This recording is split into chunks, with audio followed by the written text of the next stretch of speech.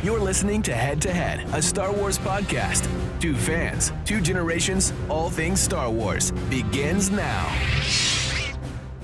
All right, well, hello, everybody. I'm Eric Vansel. I'm Daryl Sanders.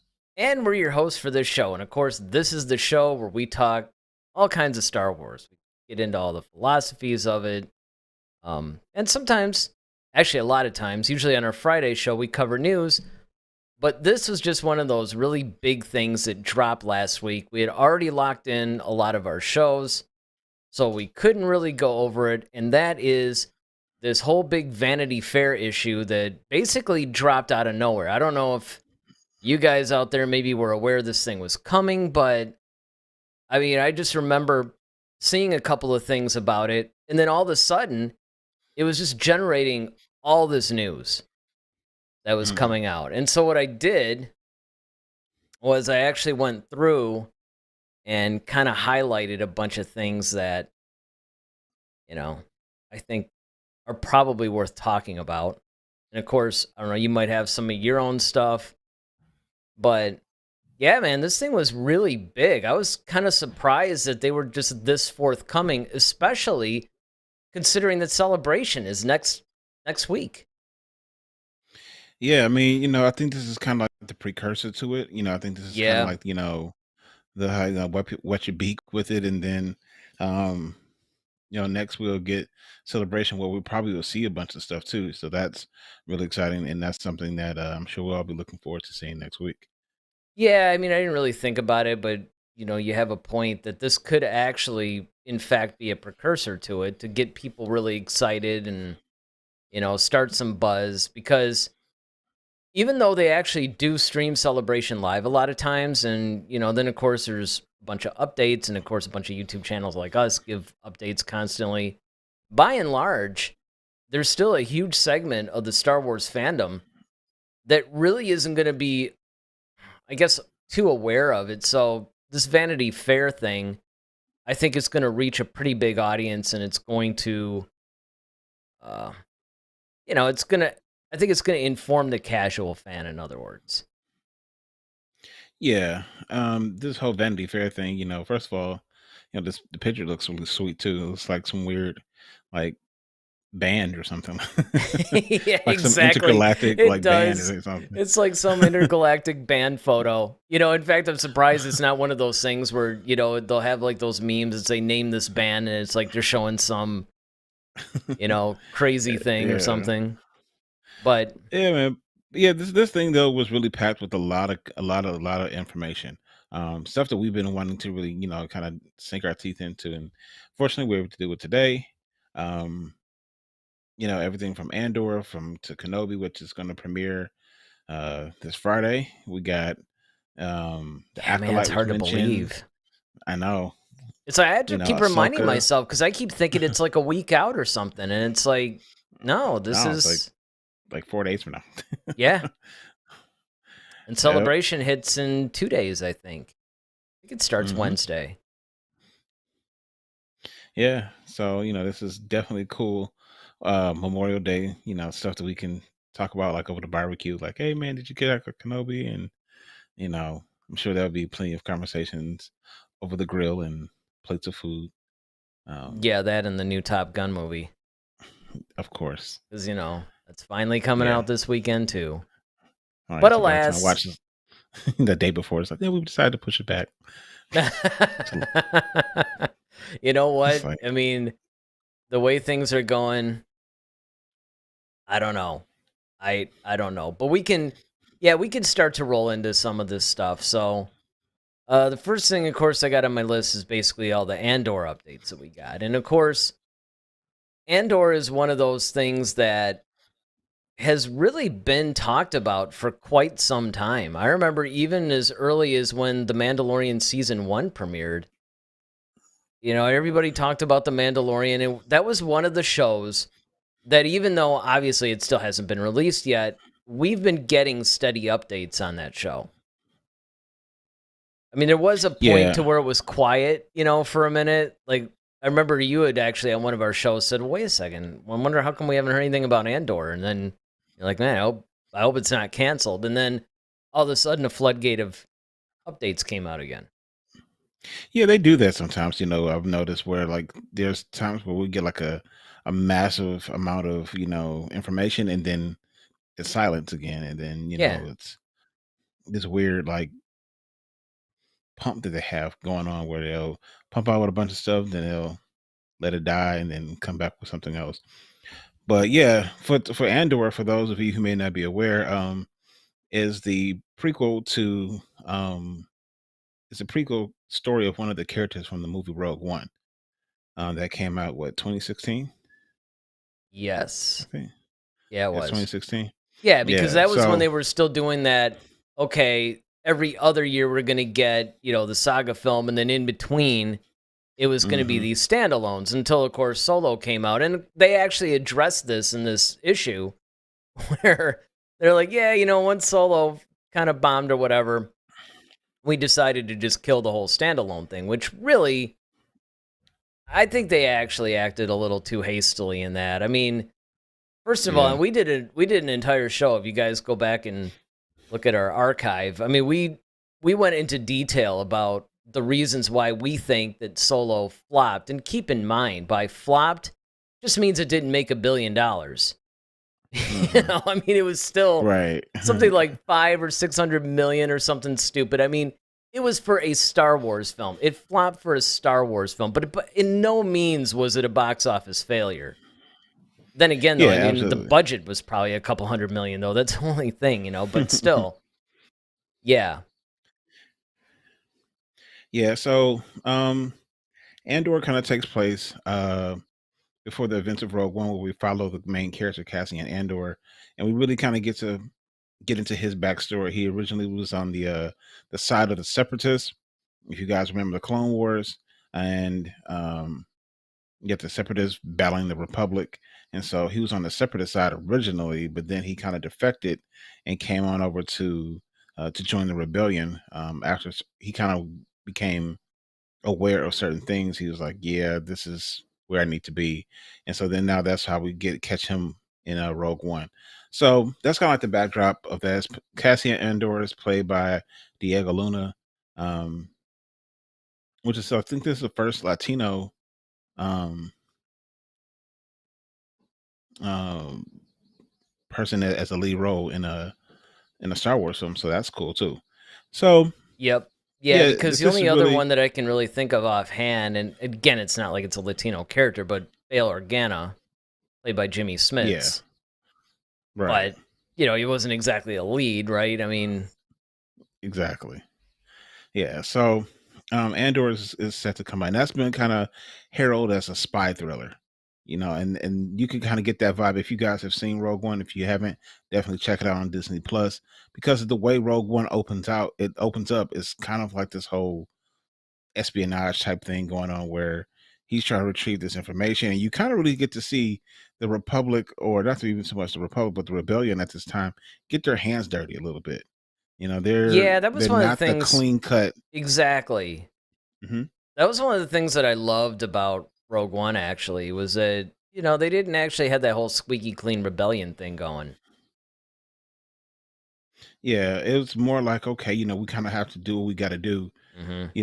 because we have a greater purpose. It's almost kind of like, um, some people might look at like a cop or something, like almost like a dirty cop, but it's like, no, I have to do this. I have to do what's necessary to really catch the big bad guys, and I might have to get my hands, or I might have to bend the rules a bit just to make that happen.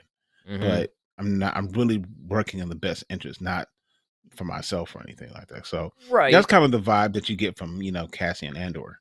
Yeah, absolutely. And I mean, I think it's overdue because this is the type of genre film, if you want to call it that, that could really, I think, work in Star Wars very well.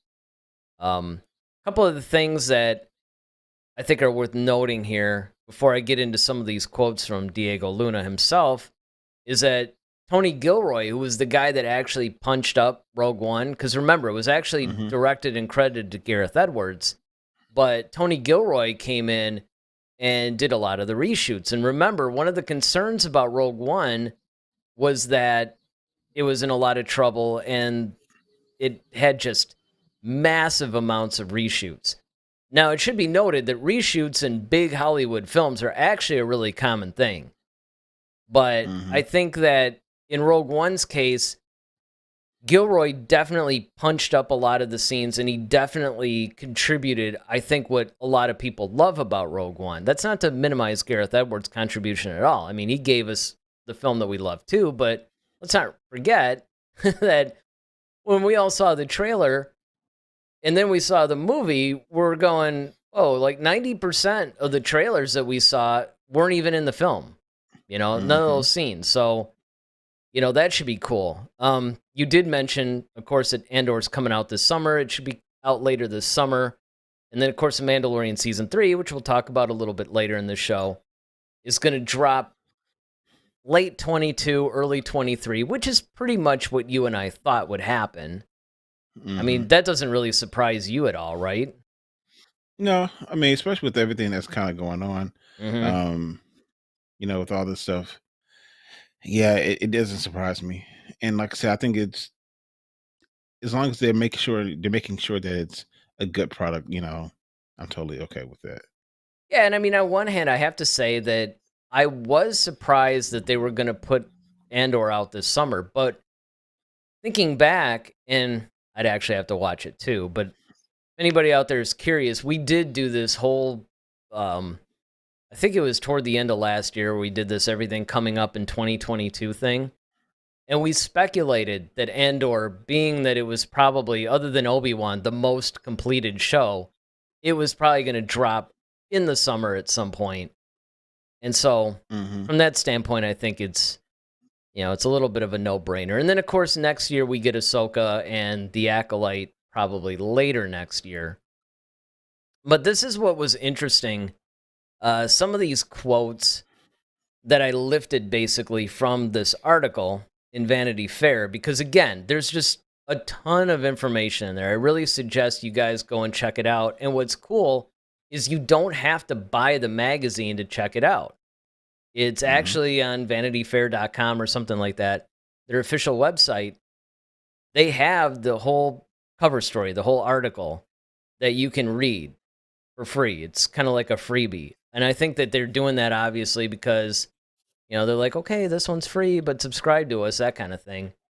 But fortunately, that was the other thing that I was afraid of when I opened my mouth last week and said, oh, yeah, we're going to cover this. It never even occurred to me. I'm like, oh, wait a minute. I wonder, do I have to buy this magazine to do it? But fortunately, it's totally free.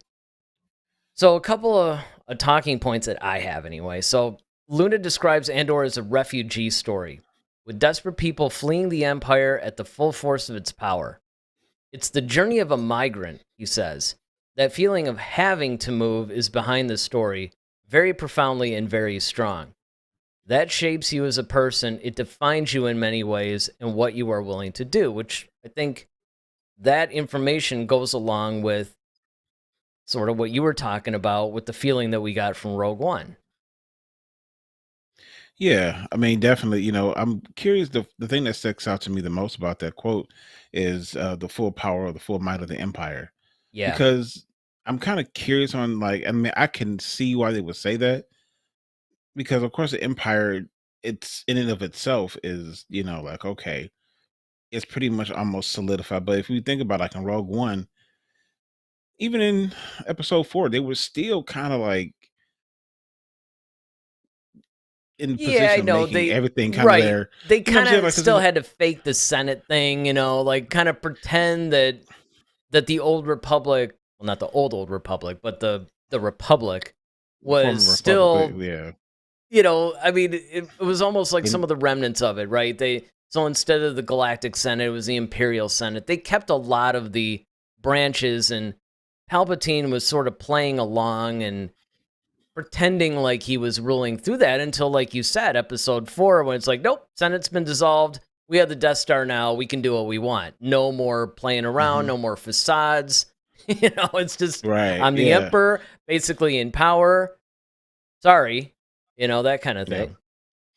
So, Yeah, and then on top of that, though, you still have, so in Rogue One, they had just completed the Death Star. mhm. So, they really weren't at complete full power yet until that happened, at least in my opinion. But Well, I I'm mean, just but I curious to think, see but kind of like where, but I think like for the most part, like, as far as their reach, their control, for the most part of the galaxy, they were established. It was well, just yeah, think they about it. needed this one final piece to make this really like almost like okay, now we're invincible, pretty much. Well, it's not even, I mean, really what it comes down to is they needed the Death Star in order to impose a more fascist rule with the Emperor as a dictator. Because Hmm. the Empire was always powerful because it was a continuation of the Republic, basically, albeit maybe a little bit more authoritarian and certainly a lot more gray. But, you know, it was still pretty much the ultimate power. The problem was that Palpatine himself couldn't really, he still had to operate as if it were more of a government versus authoritarian rule, which is ultimately what he wanted to do. He didn't want to have to pretend to go through the bureaucracies and all that stuff. And that was why, in episode 4, it's kind of like, well, okay, we'll keep control by keeping the regional governors and all that, and they'll stay in line because we got this thing. But even before they had the Death Star, they still had I mean, they were the legitimate galactic government. Government, Now, granted, there right? were people that were outside of the Republic, right? Because once again, I got to bring up Star Trek and our Star Wars show. The Republic was kind of like the Federation in the sense of you would have these other worlds join them or elect not to. And so they Hmm. would operate outside of the Republic and outside of its rules, but they didn't enjoy the benefits of being in the Republic. So, yeah, there's still there's a power there. It's just they had to play more by the rules and kind of fake it a little Yeah, bit. yeah, and that's what I'm interested to. I'm really interested to see the political aspect of that whole shift in Andor, because I know that's kind of like where we kind of are in the series is that Hmm. we're in that space of okay, we're almost there, but we're not completely there. And of course, Diego Luna's character is like, all right, we got to stop them somehow because now I see what's going on, and this is a bigger threat than we could possibly have realized. And so that's where I'm really kind of, and goes to the rest of his quote, where having that type of oppression and everything like that changes people. It Yeah. causes you to have to move a little bit differently and think differently. And so yeah, that's gonna be cool. Well, along with that, now then Tony Gilroy comes in and he says, this guy, meaning Andor, gave his life for the galaxy, right? I mean, he consciously, soberly, without vanity or recognition, sacrificed himself. Who does that? Yes. That's what this first season is about. It's about him being really revolution averse and cynical and lost and kind of a mess. The story begins with the destruction of Andor's birth world, so it's a little bit kind of like an Alderaan vibe we got going here. Then follows Hmm. him into adulthood when he realizes he can't run forever, which of course is a little bit of a Finn thing. His adopted home Hmm. will become the base of our whole first season, and we watch that place become radicalized. Then we see another planet that's completely taken apart in a colonial kind of way.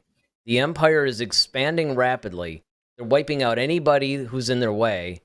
And by Journey's end, Andor's path will be to block theirs. So it sounds like he's not where we see him in Rogue One yet. Like, it's not necessarily this big spy thriller about his more like his further adventures in the Empire. Now, or the Rebellion, I mean. Keep in mind, though, that this is season 1. And so I'm sure that eventually we might get to the point to where it's more an adventure of the week with Andor, Hmm. right? But I think what they were saying, which is part of the stuff that I didn't highlight, but I was reading it in the article, that season 1 was essentially going to deal with kind of the backstory and how Cassian became the character that we know now. Yeah, I mean, you got to see the journey. What led him, like you said, what led him to that point. To the point where he's willing to sacrifice it all. It's kind of almost like a Han Solo story if you really kind of think about it, because in episode 4, Han is kind of like all about self. He's kind of the smuggler. It's like, look, I'm just trying to make my money and make my way. I don't care about your rebellion. I don't care nothing about that. That has nothing to do with me. But Mhm. then as he's going along, he starts to see like, okay, I can do something and I should do something and I need to do something. And I think that's where we're going to get in season one is that that matriculation of feelings of, okay, going from here to there. And it even kind of sounds like a little of a Luke Skywalker thing, in Last Jedi, where he was kind of disenfranchised with everything, like, kind of cynical and this is stupid. The Jedi need to end, that type of stuff. And then now he kind of starts to realize, like, well, I was wrong. I need to re-engage and fight back. And I think that's what we're gonna get as well. No, I think you're right, and actually, I think that one of the things that should be pointed out, which I mean, I think the Han Solo thing is a really good comparison because one of the things that happened with Han was that before he was actually seeing this stuff, with the characters, of course, in A New Hope that he sort of introduced in this whole Rebel versus Empire thing. When they're keeping a distance and you're just focusing on your own desires and what it is that you're trying to do, it's easy to tune out what's going on in the universe because you're almost seeing this little microcosm, right? I'm making money smuggling. I'm just going to take advantage of some of the loopholes and Mm-hmm. everything in order to further. I mean, it's a form of greed, basically, but still, it's just more like self-preservation for him. Mm-hmm. Whereas once he started to see up close, and I think that's where the change hits, it's kind of like, whoa, your eyes are open. I mean, you see that there's this whole other thing going on, and he could see the injustice in it, and he could see how it's affecting. So now he gets a more macro view of the world around him. And I think that changes him. In much the same way, I think this is what we get with Andor. We get more of first Andor's seeing how it's affecting him personally, right? He's seeing his world, his environment or whatever changing and beginning to shape him. But then it's once he starts to see everything as a whole and that, again, more macro view, it definitely makes a difference. So that is a good parallel. Yeah. And I think that's kind of like, that's more the really human relatable type situation, in today's society where, most people are kind of like, yeah, I don't get into politics. I don't get into all that crap. I just want to go to work, make my money, feed my family, and let that be it. But then you start to realize, like, no, if I don't have a voice, if I don't vote or don't do things that I'm supposed to do to kind of like, it's going to eventually hit me again. So he's already been wiped out once with his home world. He probably doesn't want that to happen again. Yeah. So, Yeah, you could basically see that, and I mean that kind of leads into the whole franchise discussion because, there's a lot of people, of course, that say, Disney ruined my childhood and I mean you know, and now we're looking at, I mean it literally is. It's not just Princess Leia anymore. It's the whole world going, help us, Obi-Wan, you're our only hope. Because hmm this series I think is more pivotal than any other one as far as the future of Star Wars. I think, I guess we said that probably at the Book of Boba Fett too, but I think more so this one because it's focusing a little bit more on a lot of the stuff. But Kathleen Kennedy had a lot to say as far as, a lot of times we really haven't heard much from her, I mean, you hear the hmm occasional, I mean, every week she's rumored to have been fired. Like literally. I mean, that's all you see on YouTube, is big thing. Kathleen Kennedy fired or whatever. I think we even dealt with the rumors a few times, but hmm she's still firmly there alive. and it's nice to see that she's actually thinking about things. And I think that even though she isn't verbalizing it directly, she's kind of saying it without saying it, sort of thing, where she's admitting, okay, we made a few mistakes. We're going to course hmm correct this. So her first thing was George was always dealing with episodes. Ironically, he was serializing his storytelling. He was influenced by Flash Gordon and cliffhangers on Saturdays at movie theaters. All of that informed what the DNA of Star Wars is, which is why I think it's just organic that we made the transition to television.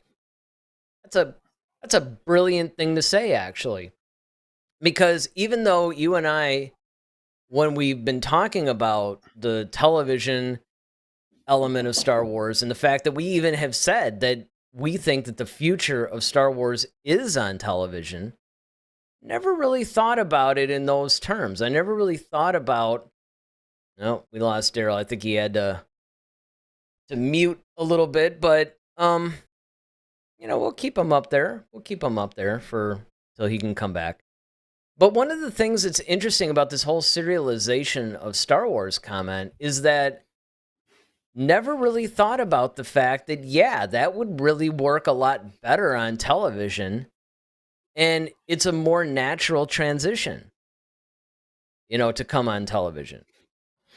Yeah, I mean, I think, and we've often said on our shows, we're so used to going seeing these 2 hour movies, sometimes 3 hours, and it's like now you can kind of stretch this stuff. You could flesh this stuff out even more thoroughly through TV series, where now you have, all right, X amount of weeks where you can maybe have, and maybe for example, Obi-Wan, that's a 6 hour movie essentially. Yeah.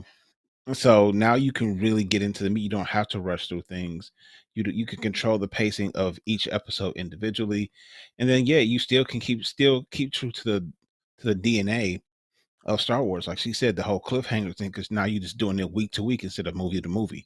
And so now it's like, okay, now I can't wait till the next week to see what happens to whatever character we're following at that time. So I mean, it does make its natural transition, and especially with people kind of getting really into like binge watching series and things like that, and then that's the thing now. Everybody's like, oh, Yeah. I'm Oh, going on yeah. vacation. What did you binge watch? Or people always, asking on social media, oh, what should I binge watch this, weekend or something like that. So, it just lends itself to that. So yeah, I think it's a brilliant move. Well, and the other thing too is that, one of the things that's interesting is that you and I have talked about that these episodes or whatever are essentially like a big movie, right? A 6 episode series that's an hour long for each episode is like a 6 hour movie. But we always compared it to a film. Like we always said it's one big film. But in a lot of ways, you could also look at it. I mean, even though so far though, it's a little bit less Star Trek in the sense that it's not begun and ended in one episode, right? To where it's what they call the episode of the week format. To where you have some sort of an issue, some sort of conflict, whatever, but it's all resolved by the end of the episode. You might have some things, and that's one of the things that I mean, it's kind of weird, but the first thing that comes to mind usually for me is Frasier. Because with Frasier, even though it's completely outside of what we're talking about here, basically every episode has a situation that is always resolved by the end of the episode. They have the kind of episode or adventure of the week kind of thing. However, Right. if you watch it over the seasons, you see that there are some continuing story arcs, and there's like a story thread that continues through each season. And some story threads actually continue through multiple seasons. And so that's what they could do here. So you can, instead of looking at this whole thing as like one big film, you could almost look at it, like in the case of Obi-Wan, maybe 6 individual movies. Because if you think about it, if you take the trilogies, the trilogy could just be one big film too. But instead, he broke it up into episodes. Well, okay, each one of those were like 2-hour episodes. Well, this is a 1-hour episode. So you can look at it as 6 1-hour films. Oh yeah, definitely. I mean, even if one of the things that kind of really got me into the whole, well, that kind of plays into this whole format is the show 24 that we Yes. watch, right? It has the cliffhanger thing at the end, it's like, okay, it has you pumped, but there are certain threads, like you say, that go from episode to episode, but also season to season as well, because they may reference something that happened in season, you know, 5 or something like that, but we're on season 8, and it's just like, oh yeah, I remember that, I remember that character. Now they're a prominent person now, and it's like you completely forgotten about them. But it's like, oh yeah, that person was in that warehouse and saw everything, and now they've taken that information and created their own, so that's what's really cool about, like I said, something like Star Wars or a Cobra Kai or things like that, where you can take um something where it's kind of has this whole episodic vibe to it, but at the same time you can continue to build and flush out this entire world within it, you Yeah. know. Oh, without question. Okay, so the next quote that she says, and this one was a big one for us. It's something that you and I, of course, have talked about, ad nauseum. So it says Lucasfilm needed to regroup and rethink. Yeah, no kidding. We all recognized, every single one of us, that this was a new chapter for the company, and this I put this in bold, that we needed to all work together to create the architecture for where we were going. Yeah, Amen. congratulations for it's too bad you didn't see this in 2013 instead of 2022, but because if you think about it, and I get it, it's a live and learn thing. Look, I mean, a lot of people are bashing Kathleen Kennedy. They bash Lucasfilm. And, what have you done to Star Wars? You destroyed it and everything else. But you have to look at it like this.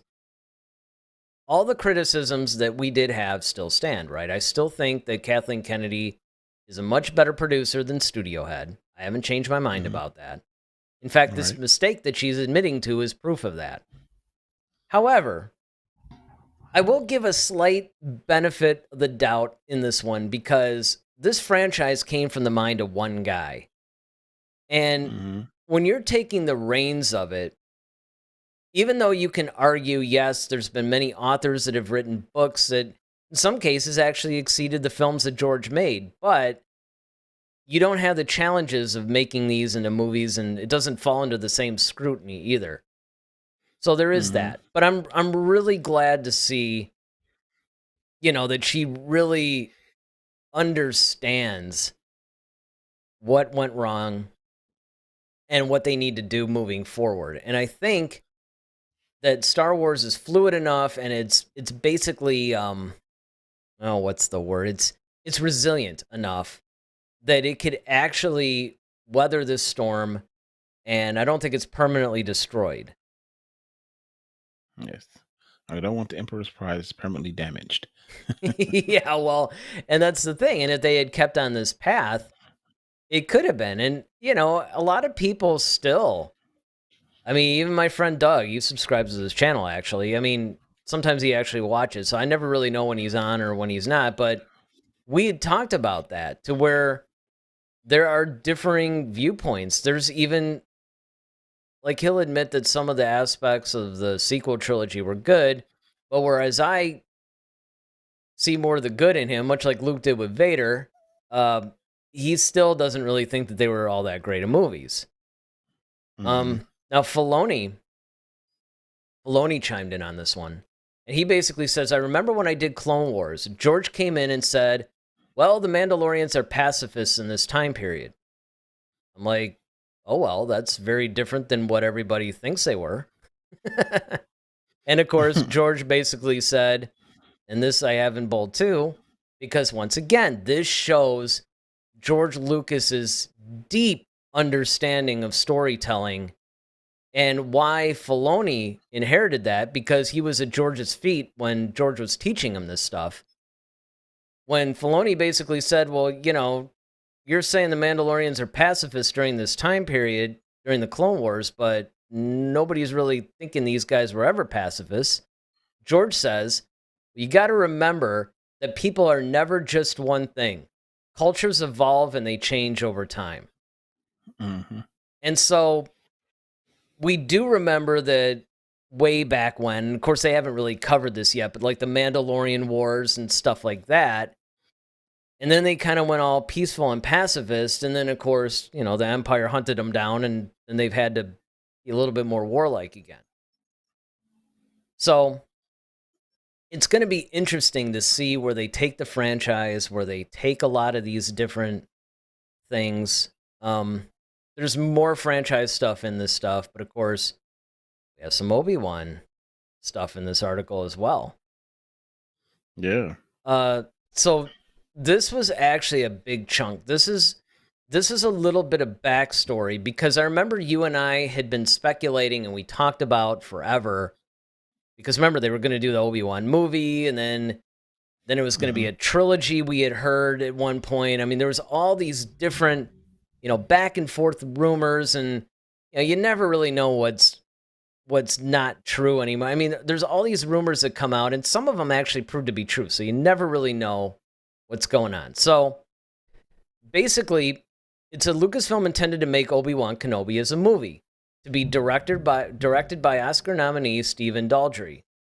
McGregor would be a producer this time, giving him more say over the story. And then, of course, McGregor said, I just said, I think that it should be a story about a broken man, a man who's lost his faith. Now, that sounds to me almost like what they did with Episode 8 Luke. Mhm. He goes on to say he always has a funny line to say or always seems to be calm and is a good warrior or soldier or whatever. But to see that man come apart and see what gets him back together again, that's where we started. When the Obi-Wan film later evolved into an Obi-Wan TV series as part of Lucasfilm's new yearning for a Disney Plus content, Daldry departed and Deborah Chow, a director from The Mandalorian, came aboard with the goal to keep the series cinematic in scope.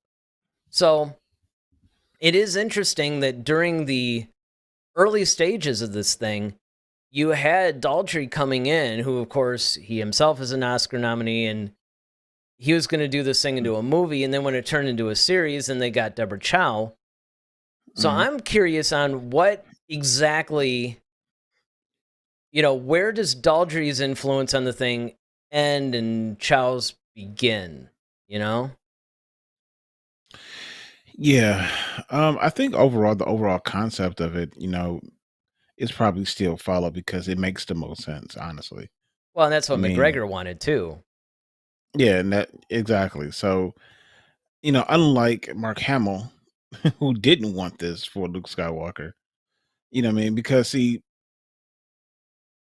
you could understand. I mean, and I guess if you really think about it, they both parallel each other, and that's one of the things that we've kind of grown to know about the characters of Obi-Wan and Luke Skywalker. Because of course, even though Vader was Luke's father, Obi-Wan has always been, even though as short as he was in his life for him, as far as like in the flesh, he's always kind of been that presence and that, you know, that voice in his head, really, literally sometimes, where, and let's just look at all the things like, he started to conduct and carry himself kind of like Obi-Wan a little bit, even model his new lightsaber after Obi-Wan's lightsaber. Um, so when you look at that, it kind of makes sense because they both kind of suffered the same failure. Hmm. You know, Obi-Wan lost Vader just like Luke lost Kylo. And they both kind of got discouraged because they knew how powerful both of them were. And it's like, okay, and they're both now wreaking havoc over the galaxy. So I mean, it just makes sense. It's like, okay, these would be broken men because everything they thought of or everything they thought was true got completely unraveled right before their very eyes, almost like in an instant. And it's kind of like, what do I do now? And I can't make this person come back. As powerful as I am, I can't do that. So it really does say something about the characters, and I especially for um Anakin. I mean, yeah, Anakin and Obi-Wan, because the difference between them, just like they are like brothers, like they really grew up together almost in a way. Whereas Luke was always older, so he was just kind of like, all right, this is my little nephew.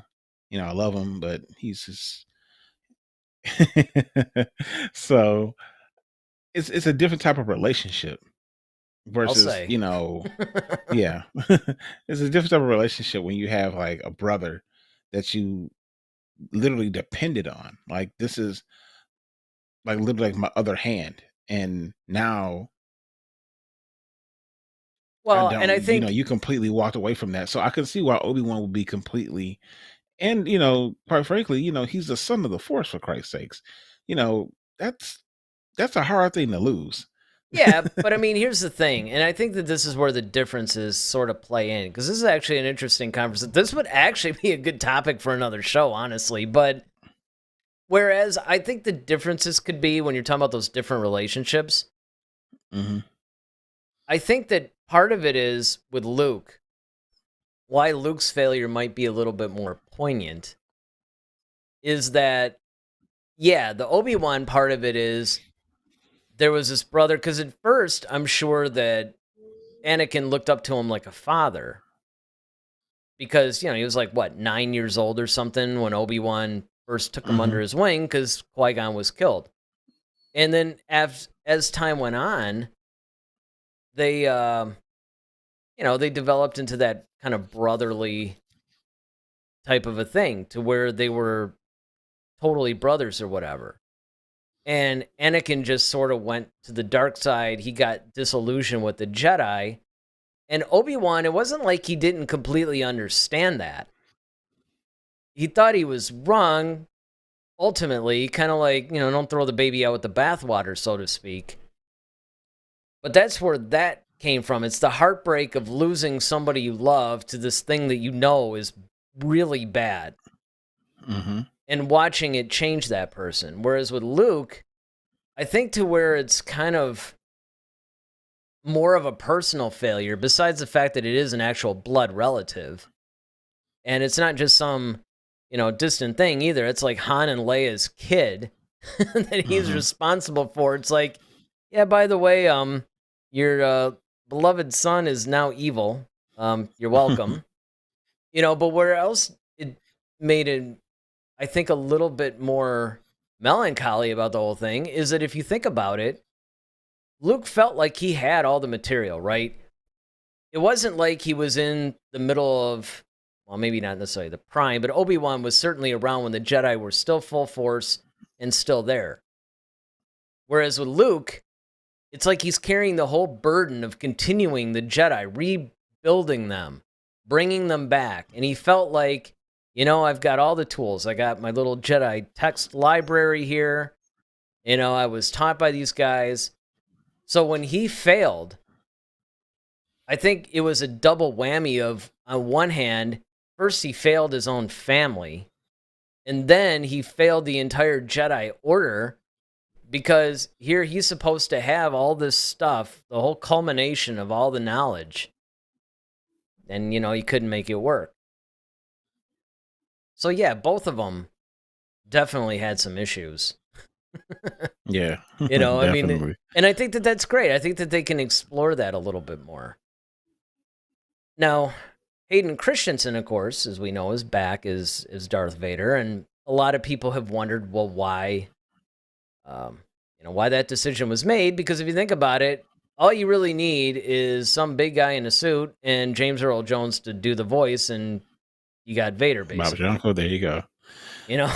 Well, and of course when we did that whole tribute to David Prowse when he passed, we did this whole thing on how vital, like, he was so underrated in his physical portrayal as Vader.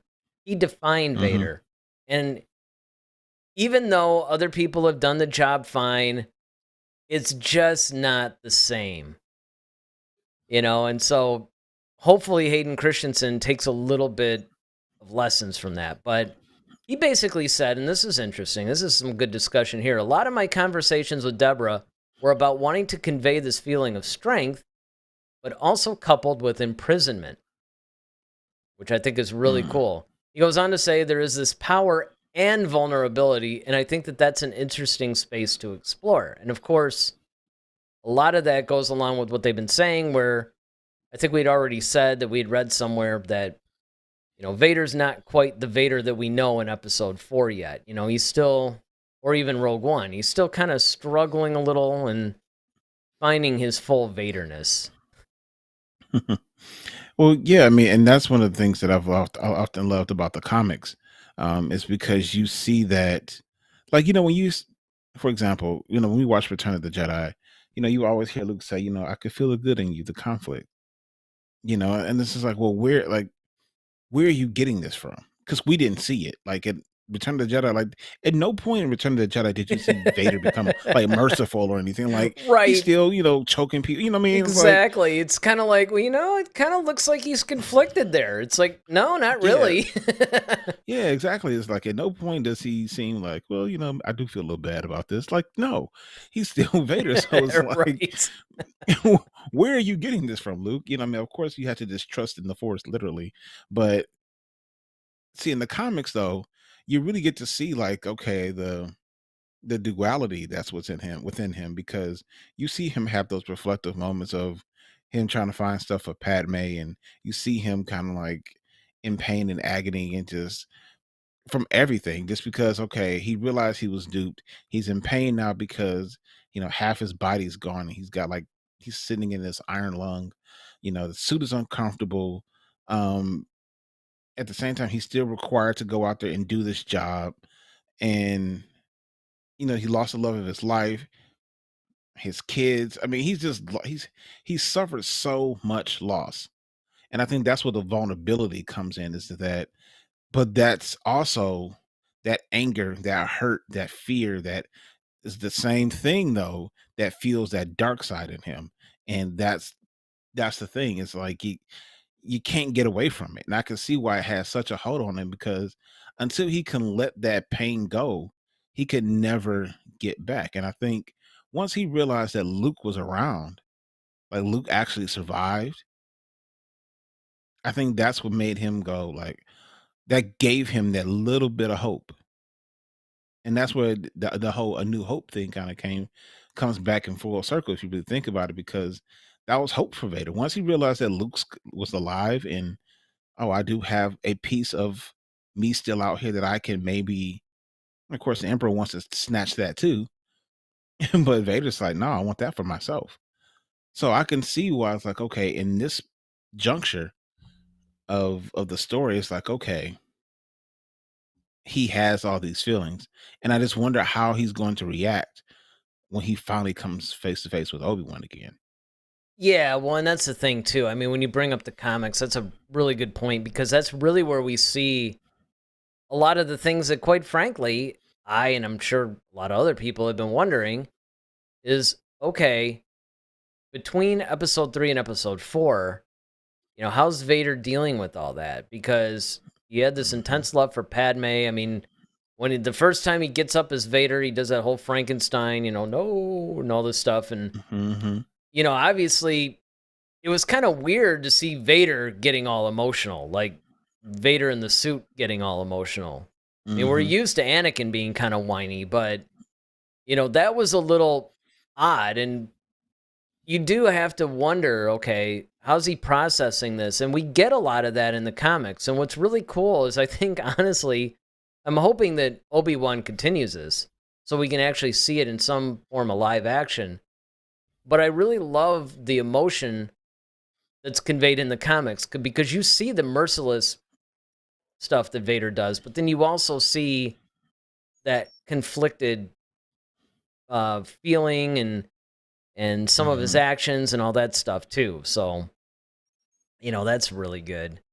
Then, of course, after Obi-Wan, the article turns to the Acolyte, where we get Yes. Leslie Headland. Now, of course, this is another show that is probably shrouded in about as much mystery as the Sith themselves, because we How haven't heard apropos. squat about this thing, right? We just have very loose things. So basically, she begins to tell us a little bit about this show. I'm talking about Leslie Headland. She's the showrunner. She says, my question when watching The Phantom Menace was always like, well, how did things get to this point?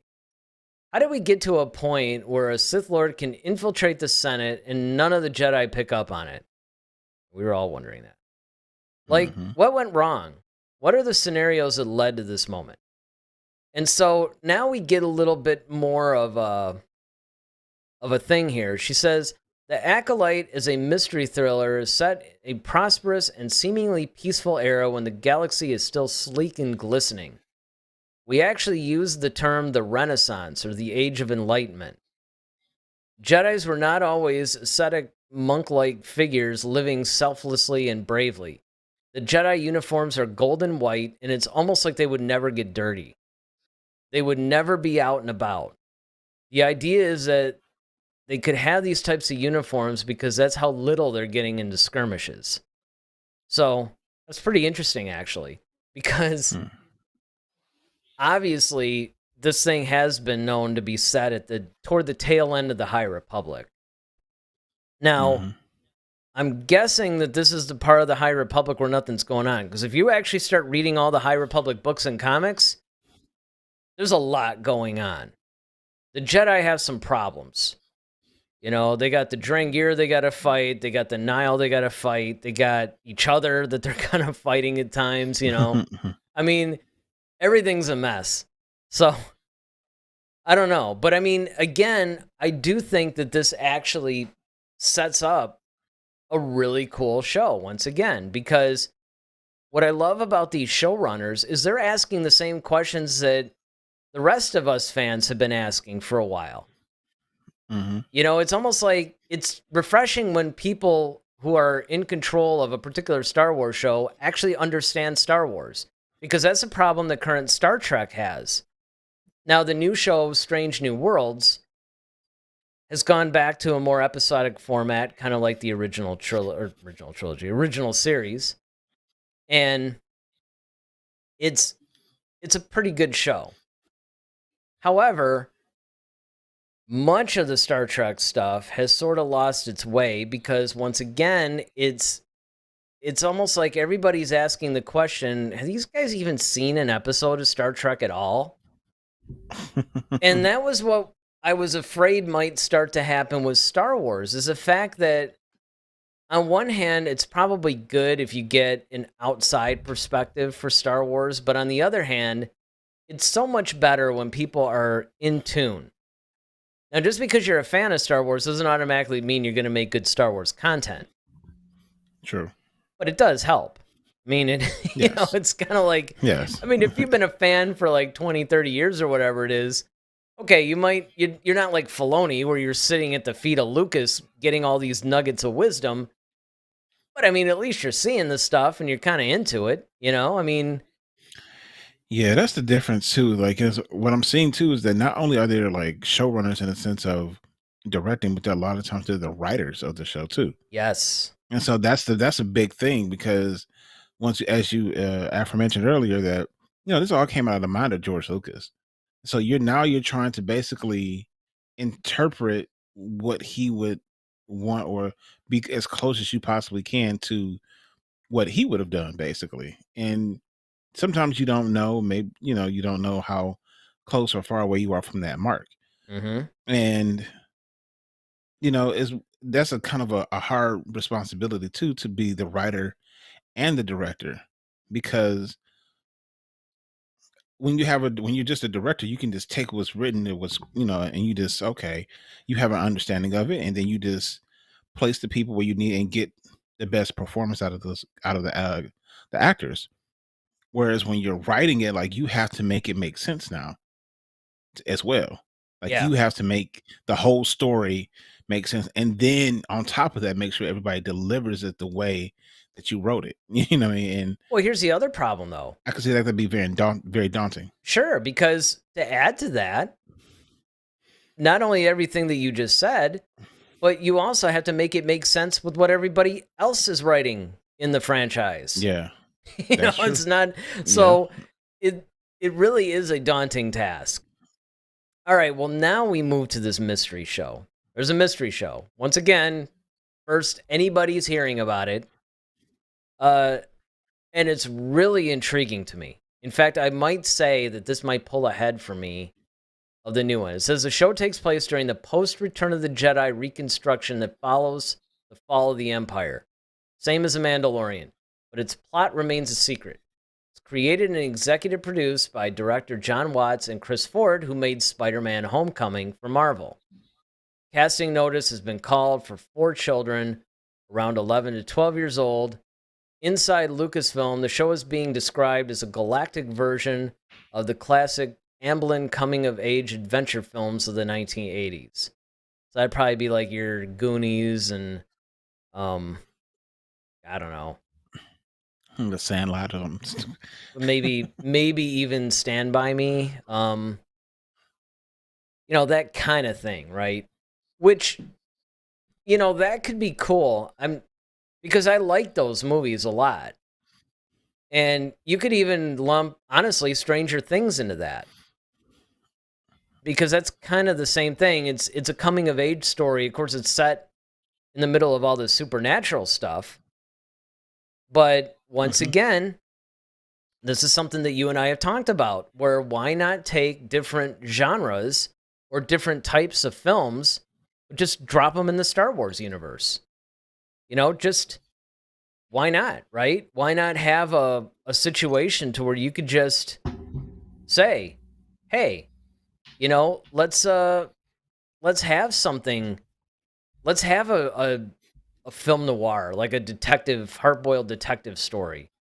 You know, you could, I guess you can have a romantic comedy, but you can have all different kinds of genre stuff in there. So Yeah. why not having the typical, kids coming of age thing? The movie Super 8, that was another one that was kind of like that, which of course came out.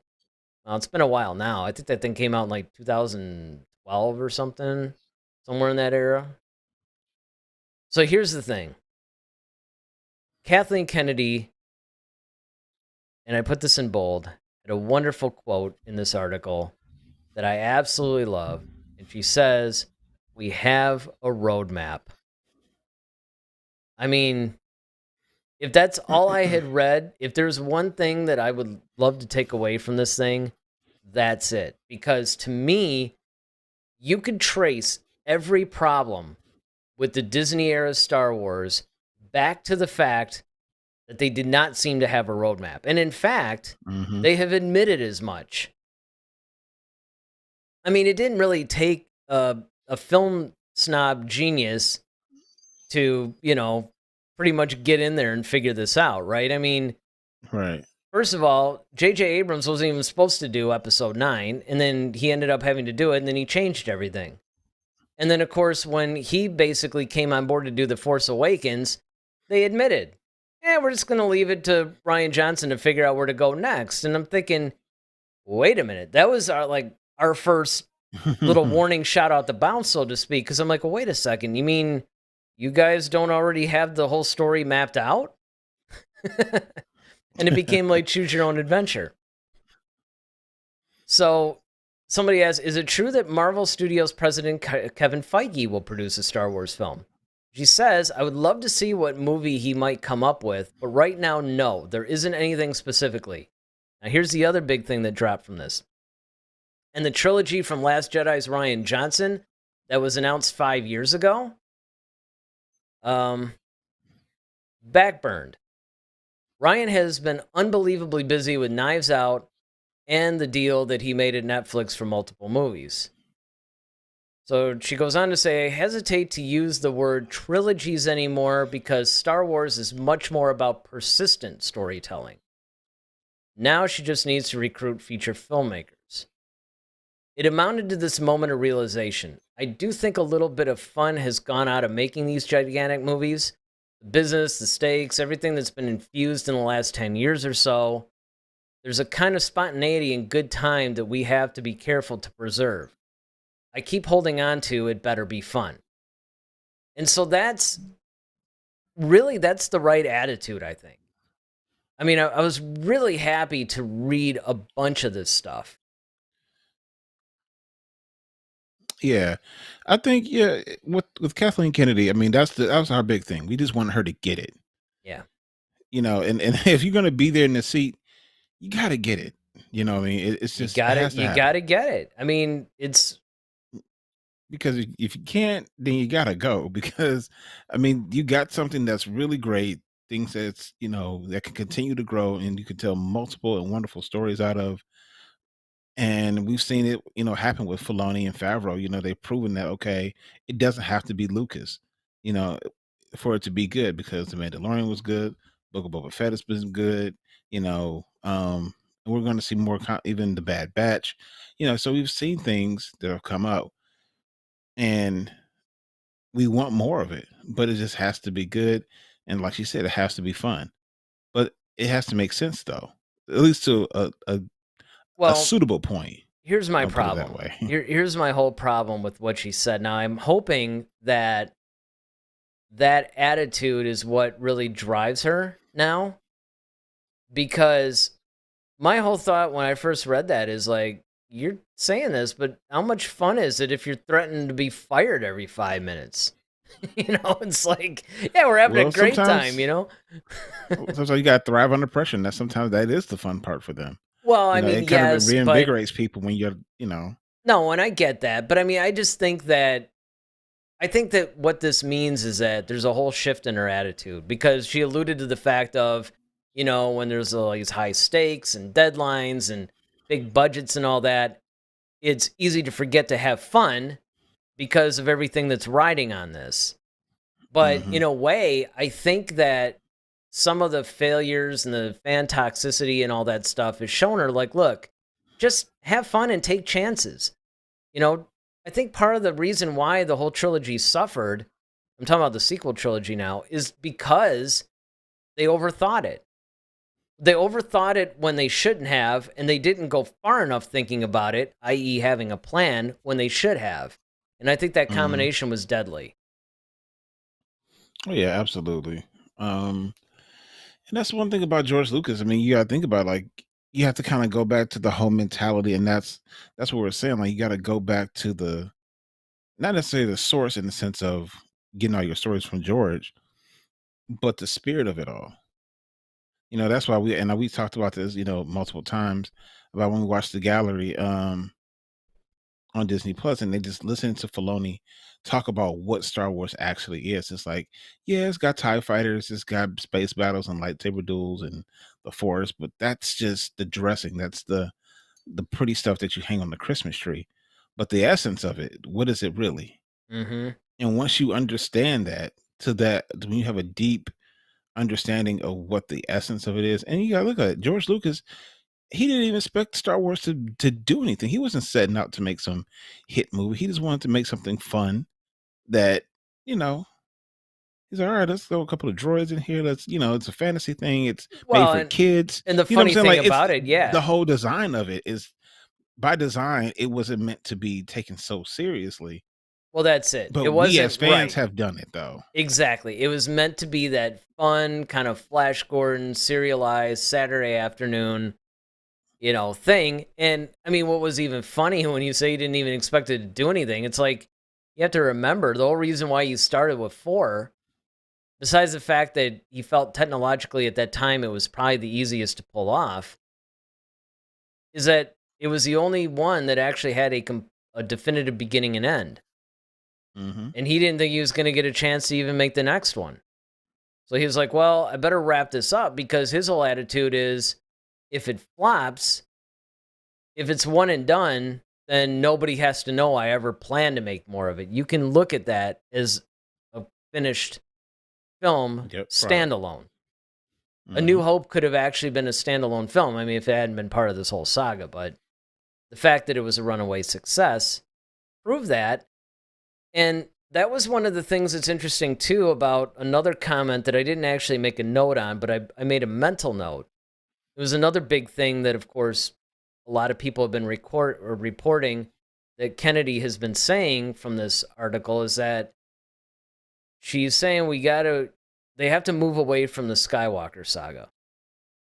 They have to start doing new stuff.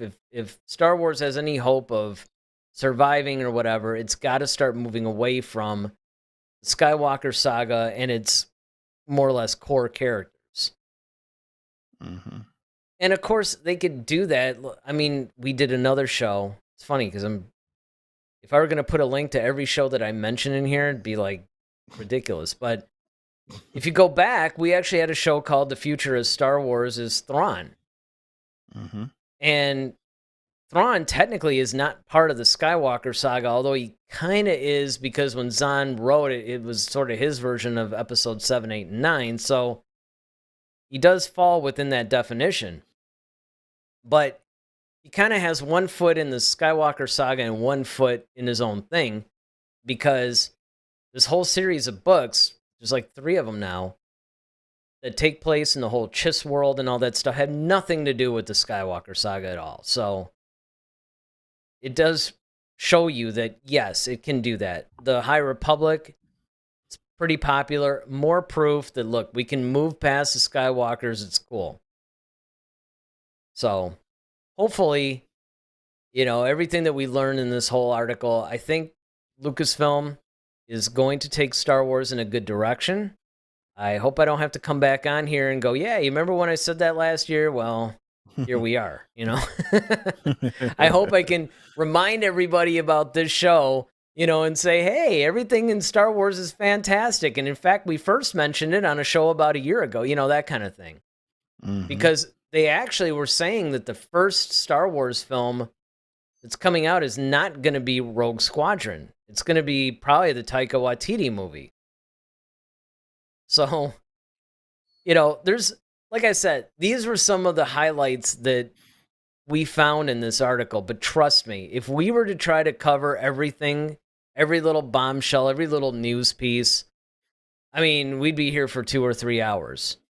Although that's not unprecedented. Especially in our earlier days. Yeah, especially in our earlier days of the live stream when, we actually went 3.5 hours, 4 hours at one point, I think. And we're trying to keep these things a little more into the hour 15 range. Yeah. So, listen, let us know in the comments section what you guys are the most excited about based on all the stuff that we brought up in this article. Friday, we'll see what happens. It's going to be the premiere of Obi-Wan. Star Wars Celebration's in full swing. Should be able to do the show, but, if not, we'll definitely make sure we do pre-records. Because, we can't let this stuff go anymore. I mean, there's just too much happening. So make sure you hit that subscribe button and then hit the notification bell so you know every time that we go on live or anytime we put up new content, especially if it's pre-recorded. Of course, we'll do the premieres at those times, but you also want to hit that like button because, again, the like button really helps the channel. It helps us grow. It helps us put this show into front of more people, and, that's what we want to do. We want a community where we can all talk about Star Wars every Monday night, every Friday night at 8. So, man, this is going to be a really intense couple of weeks now with Star Wars. Who knows what's going to drop? Absolutely. I mean, we could be getting an Andor trailer. We can, I mean, there's going to be some really cool panels. We'll see what we can come up with, as far as some celebration stuff. I'm really sad, once again, we're not going to be able to actually be there and do the show from Celebration. That would have been nice. Absolutely. One day. But anyway, until Friday, where I'm sure we're going to cover all things Celebration. I'm Eric Vansel. I'm Daryl Sanders. May the Force be with you. Always. Head to Head, a Star Wars podcast. Be sure to follow us on Twitter @HeadToHeadSW. Submit your questions for our next show. Visit our official website at headtoheadswpodcast.com. Until next time, may the Force be with you, always.